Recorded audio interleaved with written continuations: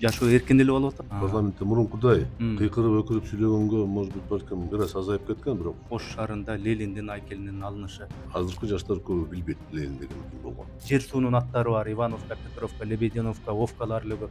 Ошону өзгөртсөк жакшы болот эле деген демилгелер болот, бирок кандай ушуга көз карашыңыз? Өзгөртсө эмне болот? Айтчы эмне? Эмнеге болбойт? Жок, эмне болуп кетет деген. Айтчы. Эмне болуп, карашы өзгөрттүң, эмне болуп кетти? Анда Кыргыз СССР деп эле койсок болмок экен, анда Кыргыз. Жок, мен сурап атам, эмне өзгөрүп Ошо мен да суроо берип атам да. Манас Семетес этекте окучу эмес, түшкө да кирчү эмес. Манасты мисалы үчүн мен мектепте окугам, 6-класста. Эмне суверендүүлүк бизге чындап эле жарашпайбы экен же? Жок, эмне үчүн жарашпайт? Камчыбек Ташиев, Садыр Жапаров. Биринчи кезекте өзгөрүлүш жакшы болуп атат деп мен аны кабыл алышым керек. Бирок ошол эле мезгилде мыйзам бузуу көбөйүп атат. Мадымаров менен мамиле кандай болуп атат? Улар кечээ чогуу болгонбуз. Катташып атам, мен жума сайын көрүшүп атам.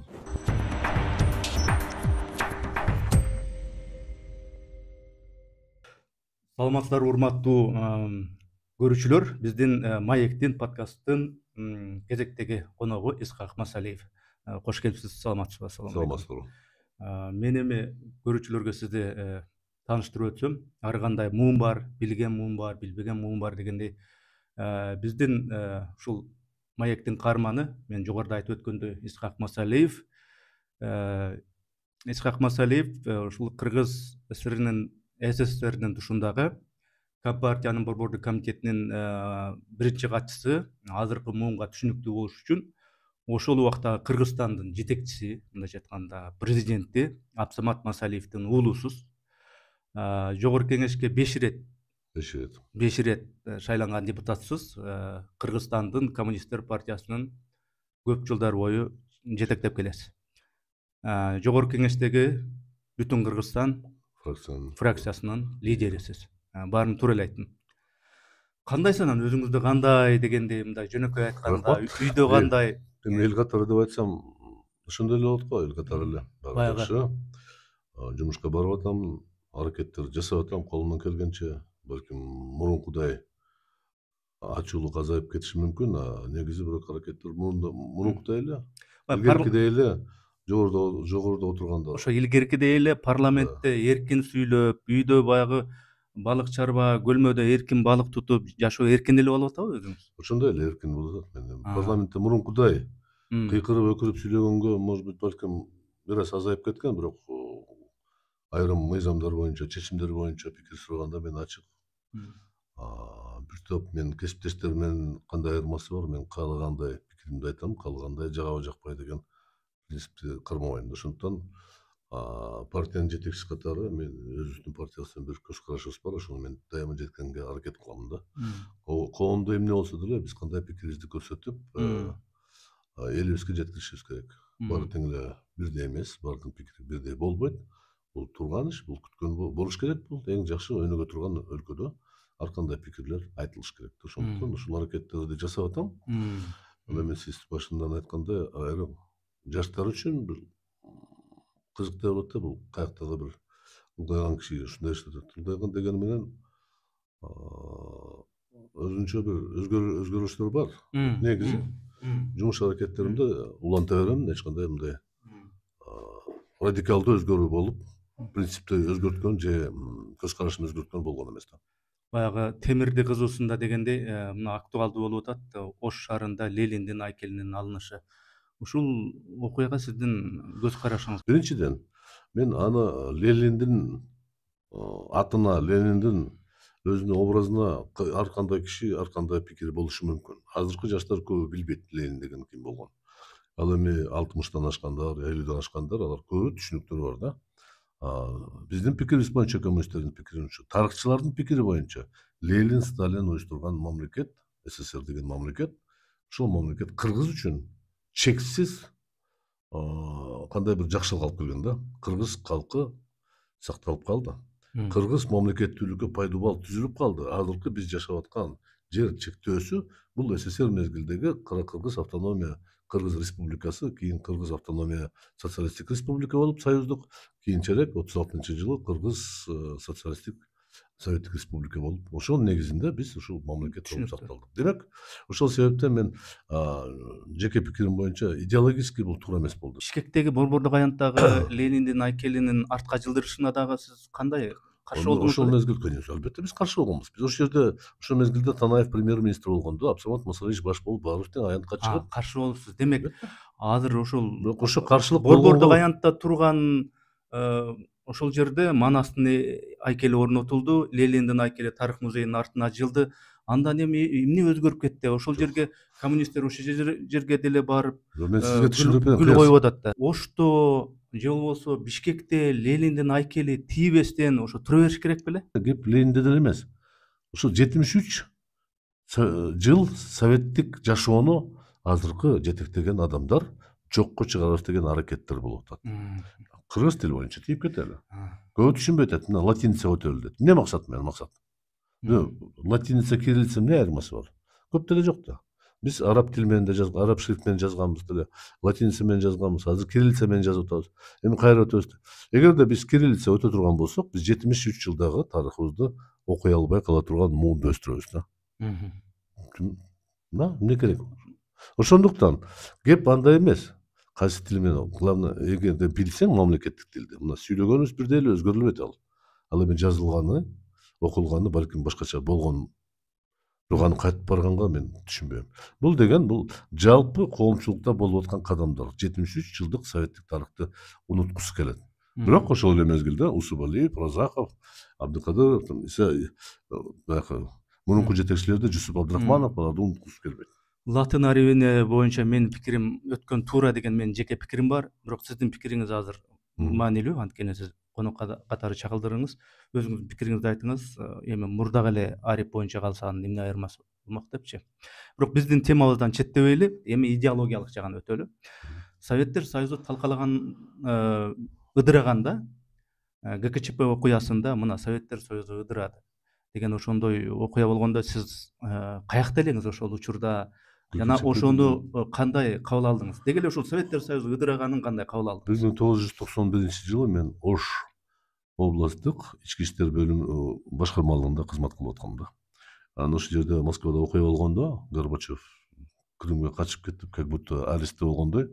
Анан Москвада бир топ саясий жетекчилер топтолуп туруп токтоткула, жанагындай бөлүүнү токтотуш керек деген аракет жасаганда, Ельцин өзүнүн ура патриоттор менен талкалап, танка менен атып жокко чыгарган да. Камап таштаган. Анан ушул нерсени кийин Горбачев келип, ой, мен камакта болдум деп, кийин тарыхта ачылган, Горбачев баарын билип турган баштан аягына чейин. Ал 200-дүүлүккө чыгып калды да. Ошондо Кыргызстанда көп деле мындай ызычы болгон жок. Азыр эле журналисттер мактанып айтып атат, ал мезгилде тим эле вертолет, самолеттор келип, аскерлер коркуткан, эч кимди коркуткан эмес. Болгон эмес. Бир гана генерал Асанкулов келип туруп, Аскар Акаевден туруп да. Аскар Акаевич, ну что будем делать, как будем делать дегенде, Аскар Акаевич Куловду чакырып, эмне кылабыз дегенде, биз баш ийбейбиз деп койду, болду ушу менен. Анан тарыхта ушул кадамда. Биз болсо ошондо август 91-жылы Верховный Совет Кыргызстандыкы кабыл алды чечимди. КПСС деген уюмду Компартияны тыюу салынсын депчи. Анан ошондо биз милиция кызматка киргенде биринчи приказ чыккан, укук коргоо органдардын кызматкерлери партияда болуш мүмкүн эмес деп, булар чечим кабыл алгандан кийин баарыбыз партиядан чыгып, убактылуу токтотуп койгонбуз да. Бирок жеке мындай инсан катары менен сурайын дегеним, эмне үчүн бул суроону бердим? Ошол учурда биз эгемендүүлүккө ээ болдук, биз эркин өлкө болдук деген ушундай бир шерденген, ошол эле учурда Советтер Союзу ыдырады, эмне болот экен деген ушундай маанайдагы адамдар болду. Бирок жанагы биз эркин болдук, биз деген эгемен болдук деп ошондой сезимдер болдубу сизде мындай? Жок, менде болгон жок. Мен 18 жашта жигит болгон эмесмин да. Мен уже 31 жашта болгом. Ошону айтам да. Башкачараак болуш көз карашым. Мен ал жерде мунун артынан эмне болот деген көптөгөн суроолорум пайда болду да. Экономика кандай болот, саясат кандай болот, коргоо система болот, башка өлкөлөр менен кандай мамиле болот, ким менен калабыз, кайсы чек арада калабыз деген суроолор бар да.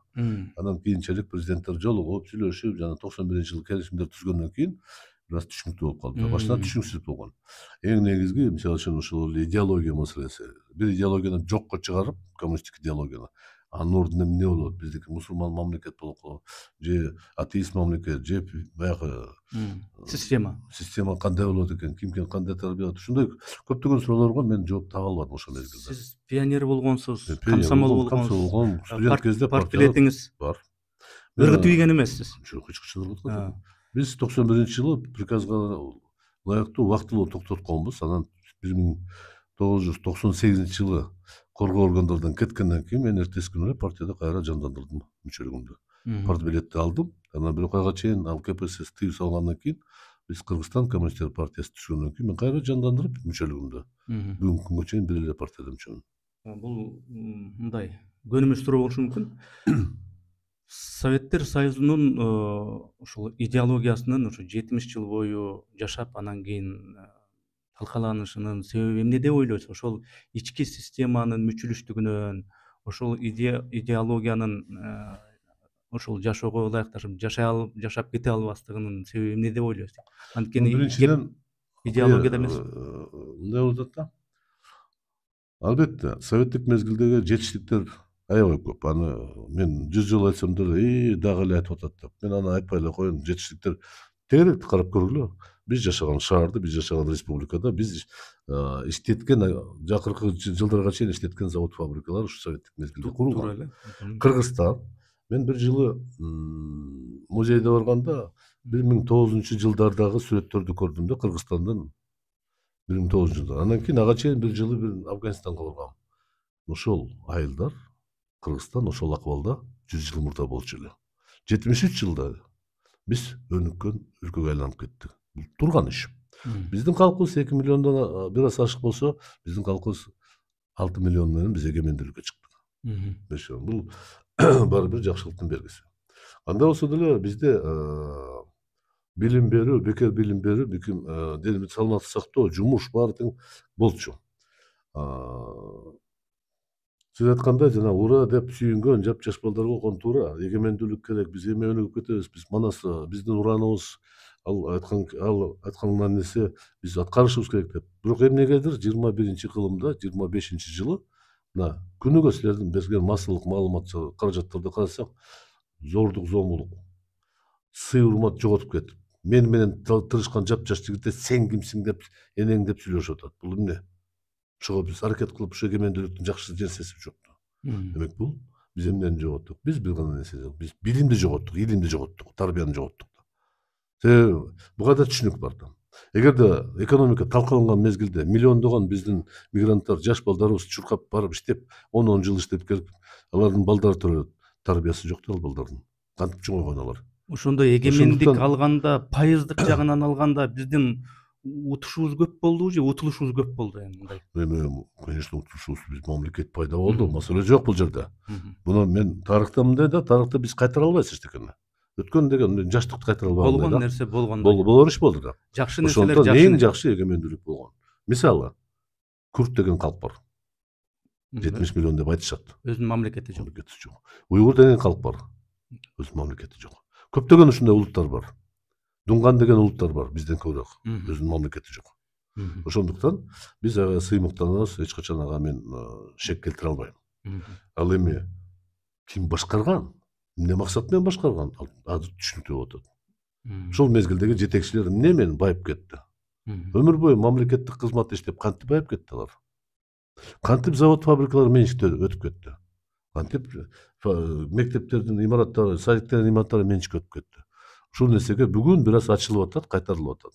Бирок ким күнөөлүү деген пока мамлекеттен жооп болбой атат, себеби жанагы мөөнөтү бар да, срок давности деген бар. То есть ишти козгоп камай албайсың. Кээ бир кишилер өтүп кетти. Бирок кайтарылган бул жакшы нерсе болуп атат. Ошондуктан мындай салганда эмнени жоготтук, эмнени таптык, эмнеси көбүрөөк мен аны айта албайм. Ал эки башка нерсе деп айтсам болот да. Мен үчүн көптөгөн жоготуу болгон. Мен үчүн система, мамлекеттик система, идеология жоголуп кетти. Анын ордуна башканы тапкан жокпуз. Бир аз издеп атат. Ар бир президент келгенде бир башында жаңылык кылып туруп жакшы аракеттер болуп атат. Анан бир аз өткөндөн кийин көздөрү май басып кетет. Ким болбосо да көздөрү май басып кетет.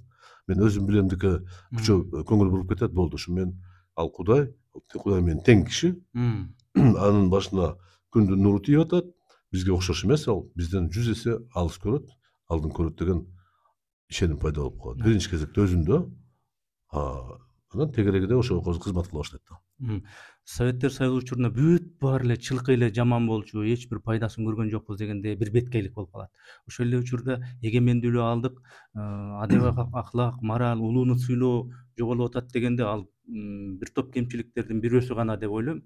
Ошол эле учурда сиз эгемендүүлүк жакшы, айрым бир мамлекеттер өзүнүн өлкөсү, өзүнүн мамлекети жок, бул жакшы деген ушундай бир балансты дагы айтып өттүңүз да.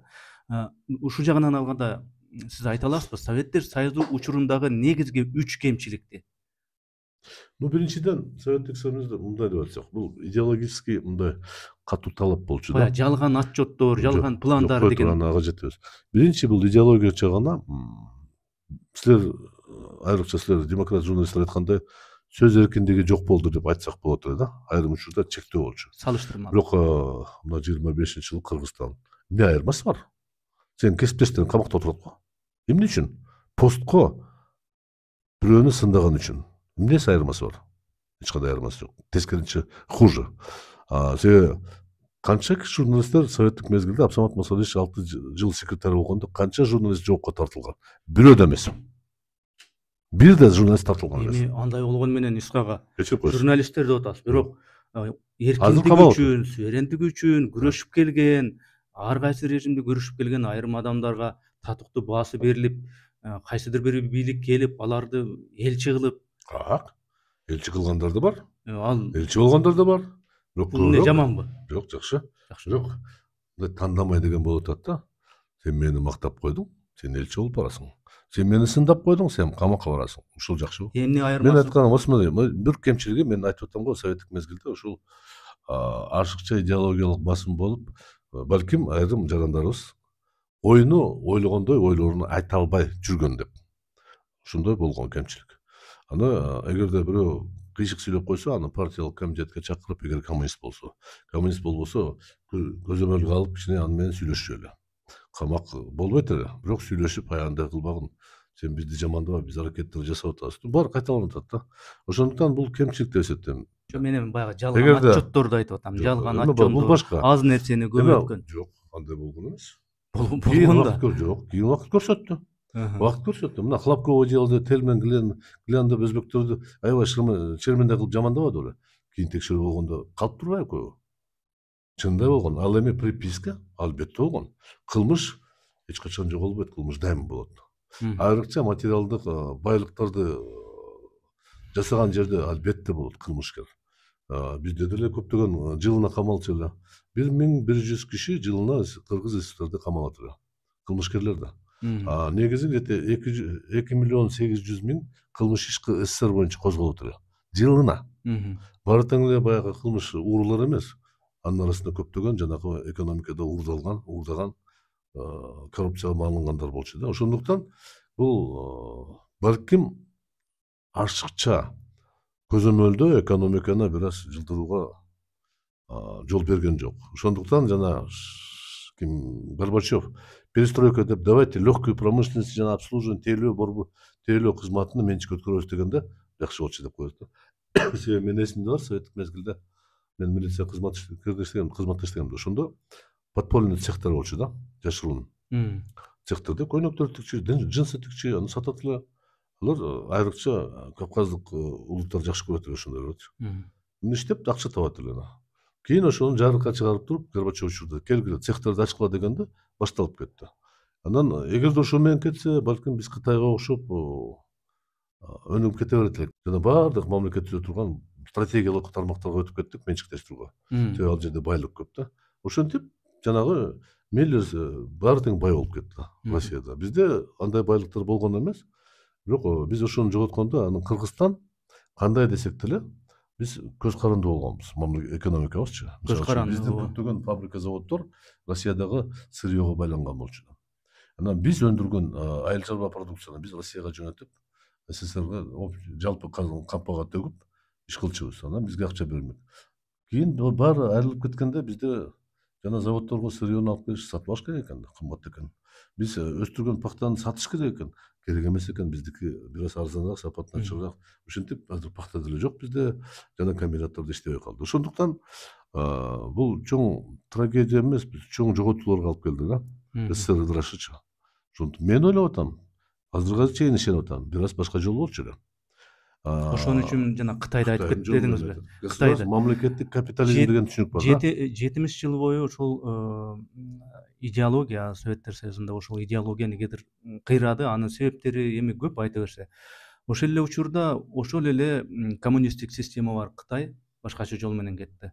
Мындай карасаң, 35 жылда. Батыштын компаниялары менен деле иштешип атат. Алардын анча мынча моделдери менен алар чыган Мерседес болобу, Хондасы болобу, башкалары деле бар. Азыр дүйнө жүзүндө Кытайдын продукциялары жок эме жок да, мындай көрүнүш жок. Анан балким ошондойраак кетсе болот эле. Ошо Горбачевдун учурунда Си Цзиньпиндей бирөө болгондо бир башкача болобу эле, кандай ойлойсуз? Ошо Горбачев башында ошол жолго барабыз деген эле да. Ниети бар эле. Жана тейлөө кызматыны менчикке өткөрөлү дейт. Бул туура. Ооба. Мисалы үчүн Өзбекстан кошуналарыбыз чүйүнүп кетти да. Өтүкчүлөр частный болгон жакшы да, жакшы. Шашлык бышыргандар, эт бышыргандар, манты баскандар жеке болсун. Отлично, жакшы болот. Мал өстүрүп саткандар жеке болсун. Отлично болсун да. Бирок билим берүү, стратегиялык тармактар мамлекетте калса болот. Кытайда бир аз башка жол менен кетти. Алар деле жана Дэн Сяопин деген аябай акылдуу киши. Ал мындай деп аткан, биз эми капитализмден кача албайбыз. Капитализмден баягы айрым сапаттары бар бир нерсеге алып барат да. Конкуренция деген түшүнүк бар да. Атаандашуу экономикада. Ошонун жыйынтыгында болот. Андан кийин алар айткан, келгиле, уруксат берели. Биздин жумушчу күчүбүз бар, арзан. Силер Батыш Европа болобу, Америка болобу, силердин фирмаларга эмне керек? Силерге сырьё керек, жумушчулар керек, арзан. Келгиле, бизге жасагыла, заводдордон, фабрикалардан чакырды баарына. Келе баштады. Ага чейин кытайлыктарга баарына уруксат берди. Тиричилик кыла бербей калгандай. Бирок Компартия бүгүнкү күнгө чейин стратегиялык көзөмөлдү сактап турат. Алар мындай дейт, макроэкономиканы ошол Гуандун провинция деп коебуз, Гуандун провинциясы. Быйыл силерде бул тармак боюнча кемчиликтер бар, көңүл бургула деп кредитный аякка көңүл бурат. Бул тармак ызып кетип атат, көбөйүп атат, азайтып койгула, тартып койгула деп. Ушул принцип менен кетип, булар пландаштырып, бүгүн сен айткандай дүйнөдөгү биринчи, экинчи экономикага алдыгын чыгып кетти. 40 жылдын ичинде. 40 жылдын ичинде. Биз жаш кезде эсимде бар, биз только жанагы бомазейный көйнөк менен термостор дружба китайский болчу эле укмуш. Бүгүн ракетаны чыгарып атат, асманга учуруп атат, космоско учуруп атат. Алардын поезддары 400-600 км саатта жүрүшөт. Булар чыгарган продукцияны промышленный, өндүрүш промышленный продукциясына бүт дүйнөгө экспорт кылат. 40 жылдын ичинде жетти. Ошондуктан ушундай жол менен калса болот эле, но бирок болбоду да. Ошондуктан биз ушул мен бир гана нерсе дайыма айтып жүрөм. Мен эч кимди эч качан артка баргыла деп чакырган жерим жок. Чакыра албайм. Эч ким бара албайт. Тарыхта болгон нерсе болду. Мен 65-ке чыктым. Мен эч качан 30 жашар боло албайм. Ошондуктан бирок башка нерсе. Ошол мезгилде сабак алышыбыз керек да. Билим берүү системаны биз тескеринче батып кетип баратабыз. Менде 2 неберем 1-класска барды быйыл. 2 небере кызым. Кызык, 1-класста бүтүштү. Бирөөсү 3-класска өттү, бирөөсү 2-класска өттү. Бул эмне деген сөз? Реформа дейт, 12 жылдык. Караса 12 жылдык атаганы менен 1 жылда аттап кетесиң, 1 жылда аттап кетесиң. Анда баягы эле 10 жыл. А эмне үчүн сен да программа кыскартып атасың? Эмне үчүн сен нулевой класты кошуп атасың? Бул таптакыр кызыктуу нерсе болуп атат да. Билбейм эмне себептен. Балким Европадан биртке акча алыш үчүн реформа кылган баратабызбы? Советтик системада түзүлгөн билим берүү системадан өтөр жок. Ал жерде бир гана нерсе, жанагы тарыхта балким айрым советтик багыттагы жазылган китептер жакпай калышы мүмкүн. Бирок илимде, башка нерседе баары орунда калат да. Менделеев ошо Менделеев калды. Ломоносов ошо Ломоносов калды. Сиз өзүңүз Советтер Союзунда советтик билим берүү, орто билимди мектепте окудуңуз да, мектептен. Тарыхты окудуңуз. Ушу тарыхта мен да эсимде, анткени мен дагы ушу Советтер Союзунун системасынын билимин алып калдым. Жана Терешкова деген мектепте. Ташиев мырза окуган интернатта. Ушул тарыхта мына орустун князьдары тууралуу окутушту белесизби? Эсиңизде? Окутушкан. Алар князьдерди мен азыр эсимде жок. Переславский деген, Радислав, көп болчу да. Муну булар азыр карап көрсө, ошондо СССРдин эң баш атында Русь турган, ошону багыттап тарбия болчу эле. Ооба, ошону айтайын деп атам. Ал маселе жок бул жерде. Жок, эми мен сурайын деп, мен суроом мындай болуп атат да. Ошол убакта эми Манас, Семетес этекте окутчу эмес, түшкө да кирчү эмес. эмне үчүн окуп атат? Мисалы үчүн биздин орус мектепте окубайт эле, кыргыз мектептерде анча мынча сабактан Анча мынча. да. А, Бирок сабакка кирип, сабак катары болгон эмес туура. болгон эмес. Анан манасты мисалы үчүн мен мектепте окугам 6-класста. Бирок Семен Липкиндин орусча жазганын окугам. Накта кыргыздын варианттарды мисалы үчүн мен мектеп мезгилинде окусам түшүнбөйт элем. Азыр эле бир аракет кылып көрдүм. Кыйналам мен. Мен эмне Себеби үчүн көптөгөн эмне үчүн антип айтып атам? Мен окуп атканда мен да пионер болгом, баягы октябрят болгом. Ленин жөнүндө речевкаларды айтып, улуу Ленин атабыз бизди өстүргөн капарсыз теңештирем күн менен деген сыяктуу ушундай жаттамалар азыркыга чейин эсимде. Орустарга ыктаган, орустун ушул таржымалына ыктаган ушундай идеология болчу экен. Өзүбүздүн башатыбыз ким, биз каяктан пайда болгонбуз, караңгы сабатсыз калкына Ленин жарык чачкан деген сыяктуу ушундай бир линия менен окутулчу да, бирок биздин баштапкы дагы тарыхыбыз бар экен деп көрсөтчү. болгон. Анан Аны эч ким деп айта албайт. Эми биз мына башка жакка учуп кеттик, баштапкы тарых деп. Биз азыр Атилладан чоңотак кылып алганбыз сөзүнү. Анан ошондой нерсе көп да биздечи. Көп. Европаны басып жүргөн экенбизби баарыбыз тең. Ким кандай окуса ошондой окуйт экен. Кыргыз күндөн жаралган, нурдан жаралган дегенин Ар кандай да болот. Индияны да башкарган экенбиз деп мен уккам. Анан мен айтканым, бул айрыкча тарыхчылар, аябай күйүккөн, кызыкчылар тарыхчылар да, аларды деле скептика менен кабыл алыш керек. Аларды баары тең айткан чындык эмес да. Мисалы үчүн ошол эле Манасты айтканда баары айткан баары турмушта болгон эмес да. Бул чогулткан образ да. Анан ошого биз кандай деп айтсак, албетте кайсы мамлекет болбосо ал тарых бергенде, мисалы үчүн Великобритания деген империяда деле сабак бергенде, алар Индиянын өзгөчөлүгү, Рамаяна Махабарата деген сабак бербейт эле. Америка Кошмо Штаттарында ошол жерде индейцтердин эпосторун айтпайт эле. Ошондуктан бул дүйнөдөгү болгон тажрыйба. Бул турган иш. Бардык мамлекеттерде ушундай. Кытайда 98 майда улуттар бар. Бирок барыбыр алар Соединенное царство, Первое царство деп өздөрүнүн императорлорун баалап тарыхты айтып атат. Бирок дунгандардын, уйгурлардын тарыхына көп көңүл бурбайт. Кемчилик, бул жетишпестик, бул ким көпчүлүк болгон улуттун күткөн нерсе. СССРде эле айырмасы болгон эмес. Ошондуктан сен айткан жерде именно ошого байланыштуу, ошого себептүү кичинекей улуттарда, көп саналуу улуттарда, көп эмес саналуу улуттарда ушундай мүчүлүштүктөр болгон. Конечно. Бирок калыстуу үчүн айтып кетейин. Сен билесиң билбейсиңби?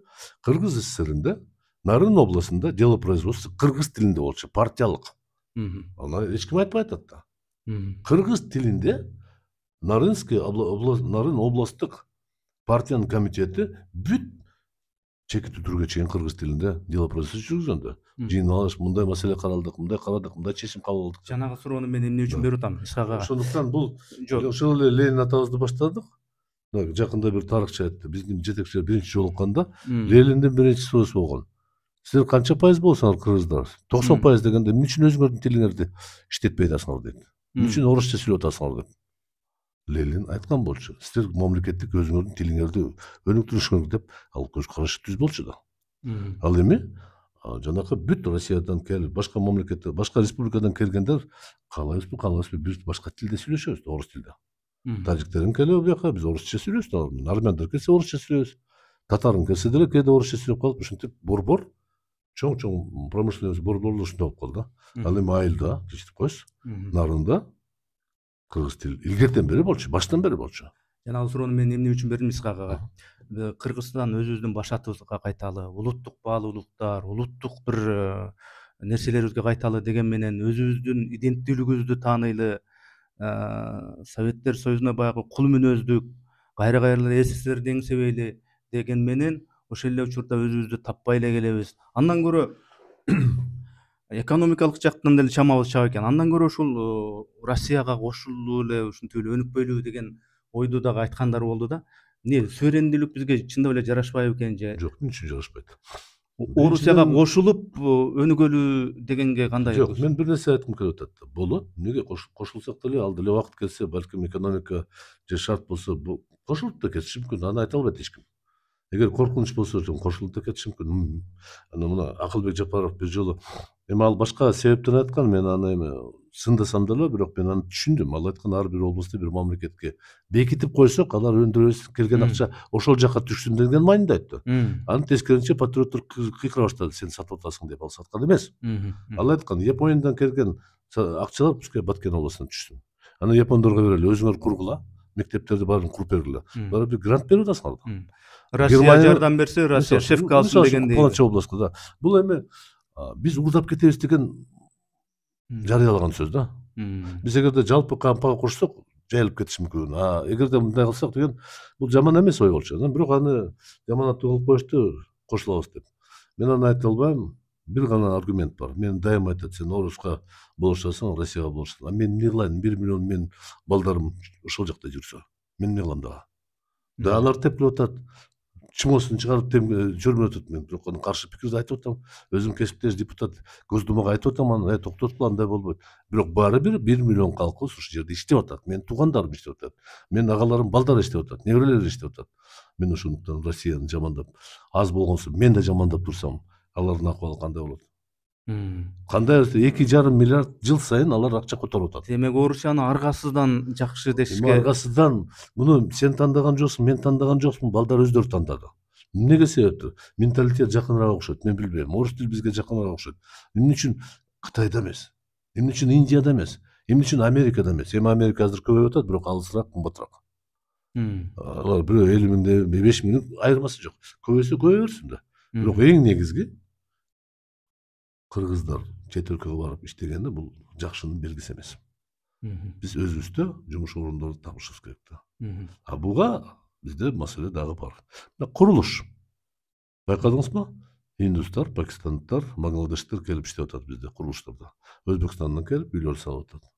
Ремонт кылып атышат. Кыргыздар Россияда жүрөт. Парадоксально болуп атат да. Бизге 50 миң сом. Бирок чет өлкөгө чыгып, ошол жердеги системада, ошол жердеги өнүгүү моделин, айыл чарбада, башка да аны көрүп, көзү каныгып келгенден эмнеси жаман дейм да аны. Жок, ал эми ошондой болсо кана. Ошондой болуп аткан жокпу? Жок, андай Мисалы үчүн Түркиядагылар Германияга барып, түрктөр өзүнчө аны көрүштү, муну көрүштү, тажрыйба топтошту. Мисалы бир аз башка, мен ага кошулуп айттым, Түркия бир аз башкачараак алардыкы. Эми алар деле 6 миллион жүрөт. Ооба. Көбүрөөк жүрөт. Армениянын жарым калкы жүрөт дүйнөдө, кыдырып жүрөт. Ооба. Грузиянын жарым калкы жүрөт. Прибалттар эч ким калбады. Ооба. Европада жүрөт. Алардын ордуна украиндар келип иштеп атат. Украина азыр согушка байланыштуу, ага деле балынча. Ошондуктан бул дүйнөдөгү миграциялык процесстер. Мен айтканым, анча мынча биздин патриоттор кыргыз мен үчүн эгемендүүлүк деп көппөгүлө деген сөз да. Сен өзүңдүн балдарыңды сактай албаган экенсиң, каякта келечекти айтып атасың. Келечек деген ушул балдар да. Булар баргандан кийин ошол жерде жарандык алгандан кийин келеби анын балдары, келбейт анын балдары. Ошол жер аларга комфорттуу. Жок, эми каяка келет? Үйүндө жери жок болсо, үйү жок болсо, жумушу жок болсо каяка келет? То есть демек бул процесс мындай болуп атат да. Бул өтө татаал процесс. Муну мисалы үчүн мен Жапаровпу же Бакиевпу же Акаевпу күнөөлүү деп жалпы айта албайм. Бирок эң негизги жетишпестик мен эсептеп атам. Менин пикирим боюнча бул Аскар Акаевдин ушул кылган иш-аракеттин жыйынтыгында ушуну болду да. Биз калган президенттер уже күрөшүп атат анын последствиялары. 15 жылда Аскар Акаев ушуга жеткирди да. Приватизация болуп, завод фабрикаларды талкалатып, уруксат берип. Приватизация жанагы международный Песак программа менен 18 өнүккөн ишканаларды жокко чыгарып, здравоохранение талкалап, билим берүү талкалап, анан ошонун жыйынтыгында биздин балдарыбыз азыр тентип кыдырап жүрөт. Бирөөсү Россияда, бирөөсү ар жерде жүрөт да. Ошондо Масалиев, Абсамат жанагы кошуна республикалардагыдай болуп, биринчи катчы бойдон анысы статусу болуп, президент боюнча калса кандай болот элесин оюңузча? Мен мындай деп атам, мен айта албайм аны. Завод фабрикалар сакталабы эле. Аракет болгон. Атам 91-жыл шайлоого катышкан. Анан 104 ош жетпей калып, Верховный Совет 350 депутат, анын ичинде 345 коммунист. Ошолор эмнегедир принципиальностько туруп, жарым Жумагуловго, жарым Масалиевке көтөң өтпөй калды. Анан 3-4 катар менен Аскар Акаев болду. Эми мындай деп айтатам, Абсамат Масалиев атам президент болсо, жыргал болот эле, мындай болот эле деп айта албайм. Башкача болмок деп точно айтам да. Во всяком случае, Абсамат Масалиев жанагы приватизация программага каршы болгон да. Анда жол бербейт эле. Мисалы үчүн Ислам Абдыганиевич көптөгөн өнүккөн чоң ишканаларды приватташтырган эмес. Жол берген жок. Ал Лукашенкого окшоп бир аз бир көз карашы мындай болгон. Ал айткан азыр кое тургула. 5-10 жыл өткөндөн кийин бул жака инвестор келет деп ишенген. Алар себеп мындай алыс көргөн кишилер да. Дал ушундай болду. Жаап койду заводду, иштебеген. Там проходит 5-10 жыл өтөт, анан бир западный инвестор келет. Ислам Абдыганиевич, мына заводдо биз иштетсек болобу? Давай, пожалуйста. Биз үлүш менен кошулабыз, үлүш менен болду. Абсамат Масалиевди билгендер мындай уурдабаган, өзүнүн менети менен чынчыл, ак ниет киши болчу дейт. Ошол эле учурда мындай саясий жагынан алганда мындай Москвөнүн көзүн караган, ошо билбеген кишиге айтканга жеңил да.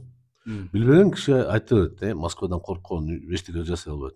Мамлекет бир болгондон кийин эмнеге коркпош керек? Жок, өз алдынча суверендүү болгондон кийин да балким дагы деле кылчактаган адам кала берет. Кейбир анын кесиптештерине окшоп сатып, Горбачевку политбюродо жок, все нормально, как договорились будет деп үйгө барып туруп өзүнү президент кылып шайлаган эмес да.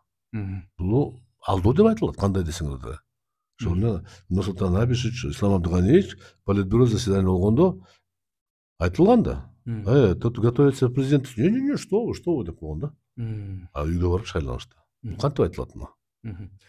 Ошондуктан мен Абсамат Масалиевич мындай болмок эле дегенде деп айта албайм. Ал башкача болмок эле деп бирок башкача болот, тазараак болот да. Атабекке барып турасызбы же? Жок, барбайм мен. Такыр барган эмессиз? Бир жолу баргам, башында бир барып койгон болду. Ошол Атабекти ушул сталиндик ушул системада репрессияланган, куугунтукталган, жантип бообоо кылып жерге көмүлгөн ошолордун эскерүү өзүнчө бир аянтчасы болуп калды. Ошол Советтер Союзунун сталиндик саясаттын ушул репрессиялык саясатына көз карашыңыз. Мындай суроо менен жооп берет да. Ким атты аларды? Орустар аттыбы? Сталин аттыбы? Кыргыздар атты. Погон таккан кыргыздар, офицерлер кызматын аткарган. Ким аларга донос жазды? Жанында жүргөн кыргыздар. Анда эмне биз бирөөдөн көрүп атабыз? Андай колголан баракчалар ар бир мамлекетте бар, бизде деле болгон да. Ал үчүн биз 1956-жылы партия жарыкка чыгарып 22-съездде талкалап 20-съездде. Ошонун жыйынтыгында көптөгөн кишилер акталып, реабилитация болбоду беле? Анан эмне азыр 21-кылымда кайталап атат? Ал партия мойнуна алган, толугу менен алган. Ушуну сиз айткан адамдар баары тең акталды. Баары тең акталды. Демек, кандай болсо деле бул Сталиндин, Лениндин, Бериянын такыр тиешеси жок, кыргыздар өзүнүн эле экен. Жок, антип айтпады. Мен кошуп тактап атам да. Ал жерде бир мамлекет болгондон кийин мамлекеттин жетекчиси буга жол бербеш керек болчу. 1938-жылы Сталиндин статьясы чыккан. Головокружение от успехов деп.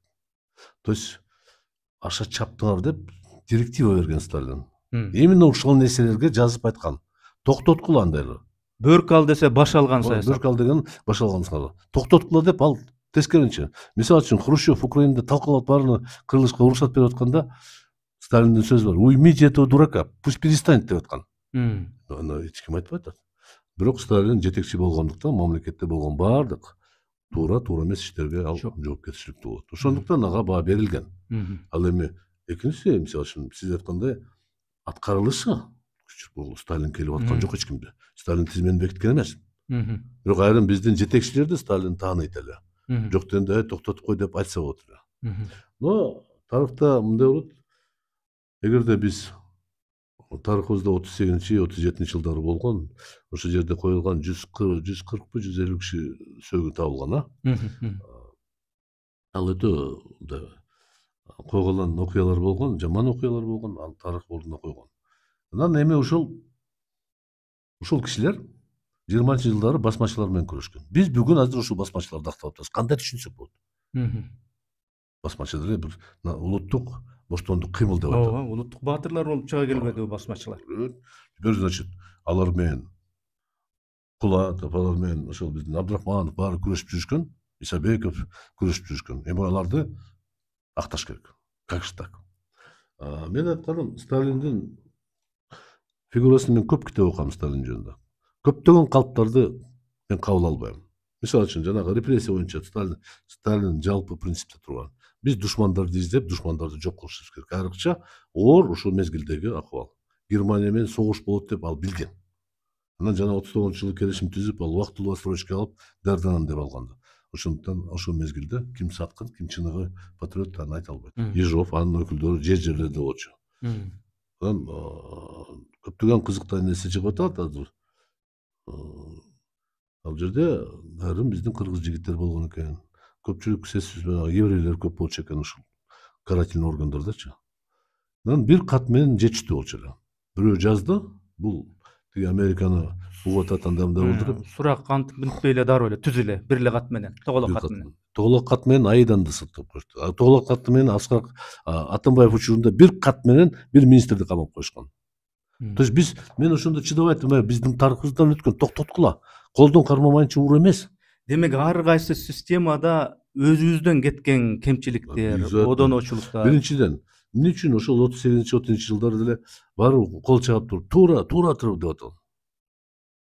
100 жылдан кийин кайталанып атат, туура деп азыр деле кайкырып атат. Мына тиги Болот Темировду сен коллегаңды жакшы көрөсүң, жаман көрөсүң, мен билбейм. Айтса, сразу каңкылдап чыгышат баратың. Туура муну бирең камаш керек, ушундай көрсүн ушуну барын деп.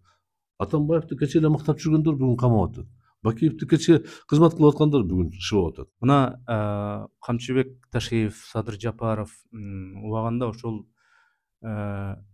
Компартиянын, Советтер Союзунун билимин алып чоңойгон эле кишилер баары бир эсептелет. Ошол кишилер бүгүнкү күндө эгемендүү өлкөнүн кайсыдыр бир жылы бирөөсү президент, бирөөсү улуттук коопсуздук комитетин жетектеген, мындайча айтканда өлкөдөгү биринчи, экинчи адамдар. Ошол кишилердин жүргүзүп жаткан саясатына сиздин көз карашыңыз? Мындай деп атам. Камчыбек Ташиев да ал министр болуп, зам аким болуп, министр болуп иштеген тажрыйбасы бар. Садырдыкы кандай жетекчилик кызмат болгон эмес. Жанагы коррупция каршы агенттик болчу эле, ал кызматта орунда эле эмес, бирде чечимине же сунушун уккан жокмун да.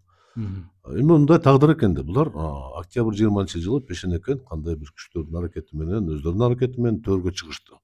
Кандай болсо да өзүнүн мойнуна милдет алышты, аткарып атат. Жагабы жакпайбы, жакшылык да бар, кемчилик да бар. Биринчи кезекте өзгөрүлүш жакшы болуп атат деп мен аны кабыл алышым керек. Бирок ошол эле мезгилде мыйзам бузуу көбөйүп атат да. Өзүн билемдик күчөп атат да. Бирөө тескери сүйлөсө болду душман. Алдын ала соттун чечими чыга электи күнү коюп атат өкмөтүнчү. Айрыкча президент кетип баратып эле күнү коюп кетет да. Анан албетте сот кандай чечим кабыл алат? Президент айткандан кийин. Эч качан президент соттун чечимине алдын ала айтпаш керек да. Анан чыдамдуулугу жетпейт да, дипломатия тажрыйбасы жок деп айтам да. Айрыкча Садыр Жапаров боюнча ачык эле айтам, мен мисалы үчүн мен аны менен депутат болуп 2 жыл чогуу депутат болгонбуз. Тынч өсө турган жигиттерден болчу эле. Бирок тагдыр экен, кийин ал Бакиевдин жанында жакын кызматкер болуп, кийин 10 жылдан кийин жоголуп кетти. Анан Пешенекен эмне деп айтам, атан бериш керек. Жана айтып кеттиңиз, кемчиликтерин айтып атасыз, негизгиси мына деп ачык. Ошол эле учурда жана жолдор салынып атат, мына Бишкекте тротуарлар бүтүп атат, бала бакча, мектептер салынып атат. Токтоп тур. Во-первых, жолдорду сен мен төлөгөн налогдон төлөнөбүз. Туура. Мэр куруп атат, президент курган жок да. Депутат курган эмес аны. Министр курган эмес, мэр куруп атат, строительный организация айлык алып атат. Ал эми мен айтайын дегеним, өздөрү кылышы керек болгон, колко кылбаган, милдет кылбаган, кадимкидей кылышы керек болгон иштер жүрүп атат. Жок, ал так жүргөн. Ансыз деле жүргөн. Жүргөн. Ош Бишкек курулушу эмне болгон эмеспи жол? 142 километр шаардагы ремонт унутуп калдыңарбы? Көчөлөрдү китайский кредит менен миллиард юань. Ошо унутуп калганда болуп атпайбы кептин баары? Вот кеп ушундай болот, себеп пиар деген сөз бар да. Ошол эле кылган иштери. Булардыкын да унутуп калабы анда? Ошол жолду, зыңкыйган жолдун ортосунда бир тешик болуп калса болду. Шыбалып кетет тешик. Ушундай экен тагдыр. Оңдоп койбойбу деп.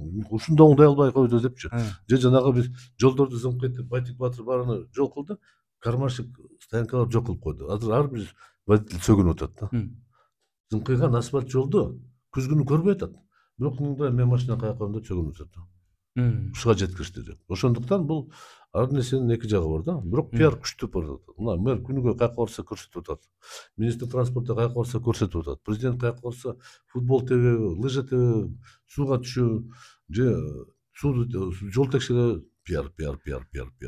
Демек мурунку учурда мындай соц тармактар Жок, пиардын анда жоктугунан жок, андай нерселер болуп эле келген. болгон. Бирок андай пиар Анан, жок эле. понимаешь, еще кроме того, чындык үчүн айтыш керек. Мындай объемдо болбошу мүмкүн. Биз мен биринчи жолу депутат болгонумда 2000-жылы республиканын бюджети болгону 15 миллиард сом болчу. Бүгүн 400 миллиард болуп атат, туурабы? Ооба. Бул өсүшмү? Өсүш. Эч ким айта албайт, бирок бул жерде ачык айтам. Бул Садыр Жапаров болобу? Эрнис Кыяз болобу? Исхак Масалиев болобу? Өсүш болот. 10% жылына кошулат ансыз деле. Эмненин эсебинен анчалык өсүштөр болуп атат? Себеби турмуш кетип баратат, адам саны көбөйүп атат, ар бир иштеп атат, тиричилик жетип баратат. Ошол экономика эмнеден пайда болот? Тиричиликтен, адамдын кыймылынан, аракетинен. Ал көбөйөт. Налог жыл сайын көбөйөт. Аны билбей калат да. Мага өткөндө тиешип айтып атпайбы, сиз деле салык жетектегенде асты акча жыйнагансыз. Мен айттым, кечирип койгула, ал мезгилде эгерде жыйнаган акчаны долларга айландырса, бул 2 миллиард долларга жакын. Азыр деле силер ушундай топтоп атасыңар, 3 миллиард болуп калды. Бирок 12 жыл өтүп кетти. 12 жылда жок дегенде 10-15% кошулат да, естественный прирост. Ошондуктан бул жерде убактына жараша бюджет болот. Бул албетте бүгүн көбүрөөк акча. Алтынды бизге өтүп кетти деп айтып атабыз, бул эми келишим менен өткөн да. Алар өзүнүн акчаларын чыгарышты. Биз өзүбүздүн үлүшүбүздү бердик. Анан бизге калды. Анан булардын пешенеси экен, жолу ачык экен, алтындын баасы асмандай көтөрүлүп кетти. Демек биз саткан алтындан тапкан пайда бир топ жогору. Болот, ушундай болот да, тарыхта болот. Акча кошумча пайда болду. Кошумча акча пайда болсо, курулуш болот. Андан кийин балким мурункуларга караганда булар сарамжалдуу иштетип атабы же көрүнүктүү болуп атат да. Пиар бар. Ошондуктан курулганы, жасалганы бар. Бирок ал мага айтышат, сиз эмне көрө албайсыз? Көрөм мен аны. Бирок мен көрүп алып мактай турган оюм жок. Мен кемчилик бар да, кемчиликтерде көңүл буруш керек. Кемчиликтен айтуу менен өсүү болот. Анан бирдеме деп суроо берсең эле сесип чылаган болбойт мындай. Кыргызстандын мына Борбор каласында 4 район бар. Ленин району, Свердлов району, 1-Май району, Октябрь району. Ушул райондорду мурдагы советтик аталышта кылбай өзгөртүп койсок кандай болот? Өзүбүз эми эгемендик алганыбызга канча болду? Башка жер суунун аттары бар. Ивановка, Петровка, Лебединовка, Вовкалар эле көп. Ошону өзгөртсөк жакшы болот эле деген демилгелер болот, бирок кандай ушуга көз карашыңыз? Өзгөртсөм эмне болот? Айтчы эмне? Эмнеге болбойт? Жок, эмне болуп кетет дейм. Айтчы. Эмне болуп, карашы өзгөрттүм, эмне болуп кетти? Анда Кыргыз СССР деп эле койсок болмок экен, анда Кыргыз. Жок, мен сурап атам, эмне өзгөрүп? Мен да суроого суроо берип атам да. Вот видишь, жок. Мындай болуп атат. Бул жерде өзгөртөсүңбү, өзгөртпөйсүңбү, ошол эле жаран жашаган кала берет да. Паспортумда ошол эле прописка болот да. Первомайский район города Бишкек. Значит, мен паспорт алмашым керек. Туурабы? Бул чоң түшүк, убара, акча. Конечно. Бирок алар жолу бар аны. Алмаштырса болот. Паспорттун мөөнөтү бүткөндөн кийин жаңылатып жазса болот. Анан мен ойлоп атам, эми кандай болсо деле, мисалы үчүн Ленин район калтырсак, жеке менин пикирим боюнча бул чоң деле ката болбойт. Ал эми Свердлов менен Октябрьскийди билбейм, аны ойлоп көрсө болот да. Талкууласа болот. Бирок Ленинский район эми кандай болсо да дүйнөдө Капри деген остров бар Италияда. Ошол жерде Ленин эстелиги турат. Монголияда Ленин эстелиги турат. Тарых катары. Тарыхты бар. Кандай десең тарых. Ошондуктан өзгөртсө болот. Анан сен айткандай жанагы Павловка, Петропавловка, Новопавловка, Лебединовка деген, ушундай болуп калыптыр эми, эмне кыласың эми? Тарых ушундай болуп калыптыр. Жакта. Азыр өзгөртсө болот. Азыр мисалы үчүн алар баары тең шаарга кирип кетти. Уже айыл деген жок болуп калды алар статус. Само собой маселе чечилип калды да. Алар ушул мисалы үчүн кайсы Свердловский район карап калабы? Вот түшүнбөйм. Азыр ушул паспорттун ээлери, где Лебединовка деп жазылып турган болчу, айылын округ. Алар мөөнөтү бүткөндөн кийин жаңы паспортто уже Бишкек шаар деп кетет. Сен айткандай можно. Бирок ал өтө деле мындай маневр деп эсептебейм, аны зычуу кылбай акырын мээрен чечим менен чечип койсо болот. Бирок мен жеке пикирим, мисалы үчүн Ленинский тие турган болсо мен каршы деп айтамын. Ал эми баарыбыз чечим көпчүлүк менен кабыл алат да, өзүнүн жолу бар да. Митингге чыгып туруп, ачарчылык жарыялаганга мен ага барбайм. Неге? Коммунисттер чыгып каршы пикирин айтышы мүмкүн ошондо. Эгер ушундай аракет болсо. Ал эми мисалы үчүн Свердлов району боюнча Мысыр жок. Азыр Свердлов действительно Кыргызстан үчүн ал революциялардын жетекчилеринин бири, бирок жеке бул жерде же төрөлгөн эмес, же жашаган эмес. Даже Михаил Васильевич Фрунзе жакыныраак бизге да. Ошондуктан ал жерде ушундай кадамдарга барса болот. Маселе жок бул жерде. Өзүңүз күн алыс мындай өзүңүз дүкөнгө киресизби, супермаркеттерге киресизби? Айрым учурда кечээ бардым мен. Эмне сатып алдыңыз? Ой, мен Жок, эми мындай эсиңизде барбы? Моунун баасы мынча мен билем. Анык деп. Жок. Мен караган жокмун. Мен Бөлкөнүн баасы канча? Сүттүн пакетке салдым. Таразага койдум, Союздун сүрөтүн бастым. Бир кагаз чыкты, аны жабыштырып койдум. Окуган жокмун. Айтайын дегеним мен ошол бир 8-нчи Мен бир нерсе айтайын сага. Жок, мен суроону эмне үчүн ушуну берип атам, ошону айтып алайын. Айрыкча жана 90-чы жылдардан кийинки катчылык бир аз мындай ун жетишпей, буудай айдап, буудайынан жеп калган жылдары айрыкча ошо Советтер Союзунун учурунда дүкөндөрдө мына Советтер Союзу ыдырап эмне болду? Дүкөндөр баары толо турчу эле деп. Азыр эми бүгүнкү күндө карасаң мындай супермаркеттерге эмне үчүн баягы киргениңизди сурап атам. Мындай баары бар. Менимче бул көчөлөрдө карасаңыз машиненин түрлөрү бар. Жапондуку да бар, Германияныкы да бар. Москвич, Жигули, анан кийин Нива эмес, толтура модельдер бар. Бул жакшы эле система окшойт деп ойлоп калам да өзүм. Капитализмби? Жок, жаман система. Биз ошол сен айткан буюмдарга кул болуп калдык. Мен кечээ супермаркетке кирдим, эмне берем мен? 2900 сомго соода кылдым да. Үйгө барып туруп карасам 2 пакет эле да.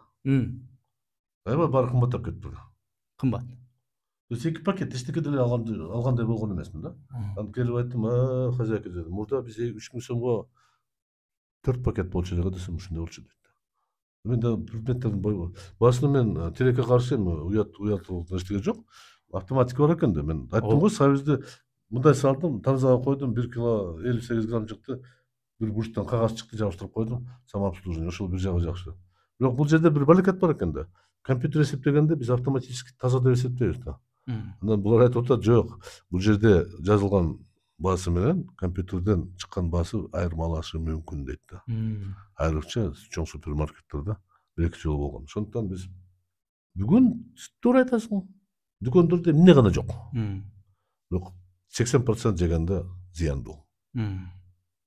Эт эмес, ун эмес, май эмес, ар нерсе бар да. Мисалы үчүн мен азыр эмнегедир 65 неберелерге айтам, муну жебей эле койчу, бирок жегиси келет экен аттан көрө. Жебейт да. Бирок ошол эле батыштагы, Европадагы ошол дүкөндөрдө могул жер чындап эле кошулган. Могул кошулмалар бар. Бул арзаныраак турат.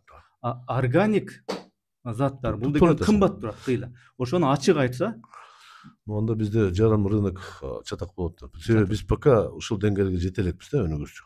Биздин жана пособияларыбыз, пенсиябыз 1000 евродон кем эмес болгондо, биз ушу балким ошого жетип калабыз да. То есть бул тарыхтын өзүнүн эрежеси бар, мыйзамы бар. Буга качан өнүккөн мамлекет өзүнүн жарандарына ушундай шарт түзүп бере турган болсо, анда мыйзам кабыл болот да, сен айткандайчы. Ушу бир полкада ГМО менен ГМОсуз кошулбаш керек да. Могу жерде ачык айткан, мына 20 сомдук бирдеме кошулган. Өстүрүлгөн мал укол менен чоңойтулган. Бул болсо таза чөп менен күнүгө массаж кылып 100 литр пиво ичкен уйдан болот депчи. Бул кымбатыраак 10 эсе. Ошондуктан бул кандай деп айтсак, бул капитализм барган сайын, өнүккөн сайын баарыбир социалисттик принциптерде теңдикке аракет кылат. Ансыз болбойт. Ошо дүйнөдөгү 2% миллиардерлер 98% байлыкты ээлеп атат. Анан алар деле акырын жашаганга аракет кылып атат да. Системалардын өйдө ылдыйы да эми булчу. Система демекчи мына бизде мындай чоңдордун балдары, чиновниктин балдары деген ошондой сөз бар го.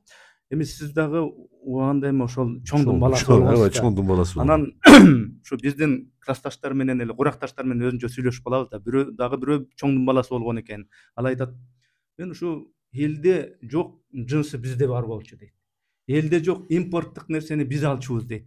Акырын шуурашып, ой деп бир чоңго аялына чалып туруп, ай сенде баланча барбы деп анан балдарына ошентип, элде жок нерселер ошондой нерсе болчу, автолапкалердеги импорттук нерселер ошолордо болчу деп Эми Советтер Союзунун тушунда деле ошондой бир болгон. пайдалануу, Ну, могул чоң. системада деле ошондой пайдалануу. Азыр бир аз башкачараак кайрысынем. М. Бүгүн башкачараак, бүгүн кереги жок андайды. Бүгүн сен чоңдун баласы болсоң, жеке самолет менен учканга, Италияга эс алууга ал башка. Ошондой болот да. Папам самолет менен учуп барам, андай мындай болот. Биз жашаган мезгилде мен айтканда аябай чоң кишинин баласы болом. Энем экөөбүз, эки балабыз. Бир жолу бизге пальто таппай калды 8 класста. Атам сүйлөшүп, торговле соода министри менен сүйлөшүп, бизди сум айчүрөк ачылган болчу складка алып барган да. Анан складка аркасынан пальто алган кышкып коюп, анан аркасы менен кирип 4-нчы этажга чыгып, складтан кирип, анан бир-эки жакшынакай пальто таап берди да. Жанагы жүн эмес, жүн заменитель менен жакасы. Анан экөөбүзгө бирдей клетчатый, ушу полувоенный бирдеме тапты да. Анан биз экөөбүз жиркенебиз, как деп карасак, белорусский экен да. Импортный жок бизде. Биринчи секретарьдын балдары. Анан сен айткан байлыкка, скорее всего, кайсы чоңдордун балдары. Чоңдордун эмес, соодага жакын кишилердин балдары. Потребсоюз.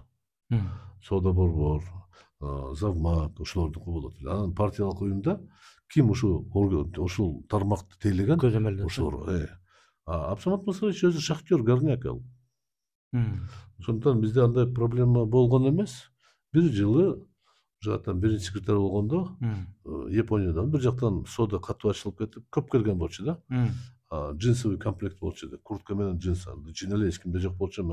Джинсы деген бир туфли, моундай каблук менен туфли, джинсы кийип алып мен экзаменге барып алдым да.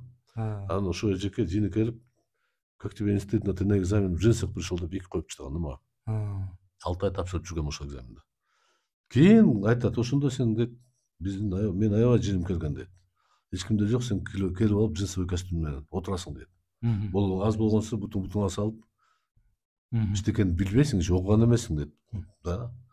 Ошентип 6 ай стипендия албай калгам да. Мен болгон, бирок көп деле биздин үй бүлөдө ага 1-2 жолу болгон, көп деле маани берген жокпуз. Биз деле крутой болуп, модный болобуз деген иним деле, мен деле аракет кылган жокпуз. Эми соңку суроо. Бул жашоодогу адамдын жашоосунун мааниси эмне? Жашоодогу ушу бактылуулук эмне сиздин оюңузча? Билбейм мен.